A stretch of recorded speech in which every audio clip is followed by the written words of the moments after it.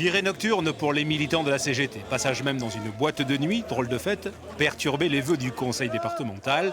Une salle mais deux ambiances. D'un côté, les manifestants déterminés à clamer une fois encore leur hostilité à la réforme des retraites. De l'autre, des élus, au premier rang le président de la collectivité, agacé par cette irruption intempestive. Joli coup d'éclat, mais la bataille se joue d'abord dans la rue. Cortège plus classique dans le centre de Tarbes, avec la participation de la CFDT. On l'a bien vu avec les deux rendez-vous de cette semaine que le gouvernement n'était pas réceptif. Hier, il y a quand même eu une petite impression d'ouverture, mais pour le moment, les actes ne sont pas là. Donc on réitère notre mobilisation. Le défilé du samedi permet aux professions libérales de se joindre au cortège. Avocats professionnels de santé gonflent donc les rangs des manifestants.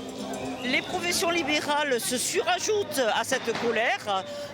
Nous avons manifesté à plus de 30 000 à Paris le 17 septembre dernier. Le gouvernement est sourd, il n'entend rien. Les opposants à la réforme continuent donc de faire du bruit. Pas question, après plus d'un mois de conflits et de multiples défilés, de se défiler. Moi, ce que je ne supporte plus, c'est le mépris des réponses qu'on nous donne. C'est la langue de bois. Il n'y a aucune avancée. Maintenant, au point où on en est, c'est pas le moment de s'arrêter, quoi. On a fait tout ça, si c'est pour ne rien obtenir, non. Donc je continue. Bon, c'est la deuxième fois que je me mobilise, donc j'espère que les gens vont tenir, parce qu'effectivement, il n'y a que ça qui puisse fonctionner, et que je dirais que par rapport à notre opposition, c'est que le début. Donc non, pas de lassitude pour moi en tout cas.